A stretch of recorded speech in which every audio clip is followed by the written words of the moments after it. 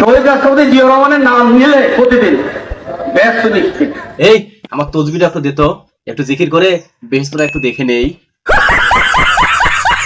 এই নামটি উচ্চারণ করতে হলে তারেক রহমানের উযু করে নামটি উচ্চারণ করবেন। তবা তবা তবা, আমার তো উজু নাই, এত বড় পাপ আমি কেমনে করলাম? বাড়ি বাড়ি গিয়ে মা বোন চাচি খালাদের বলে দেবেন ভোট ধানের শীষে দিতে হবে।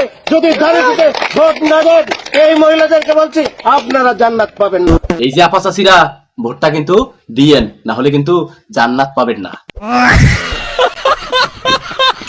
নির্বাচন হওয়ার আগ পর্যন্ত তাবলিগ জামাত আমাদের মসজিদে নিষিদ্ধ করছি। শুধু তবলিগ জামাত নিষিদ্ধ করে কি হবে? পারলে নামাজটাকে একবারে সারা জীবনের জন্য নিষিদ্ধ করে দিন। পাগল ছাগল লোক কথা বলতে পারে। আমি মক্কা মনে করি শাহজাহান চৌধুরীর এই বাড়িটাকে। তাহলে তো এবার হজ করা খুব সহজ হয়ে গেল।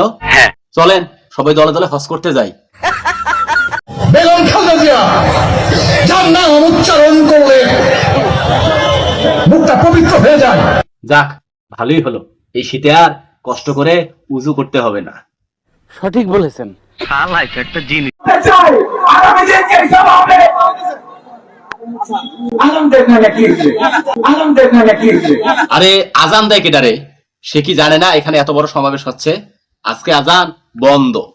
সুটিয়ে লাল করে দেবো, নোংরামি বার করে দেবো। আমরা ওনাকে বরণ করে নেওয়ার কোনো প্রস্তুতি নেই। মা বোনেরা আপনারা সবাই উলু দিয়ে বরণ করে নিন। সবাই বলেন উলু দেন।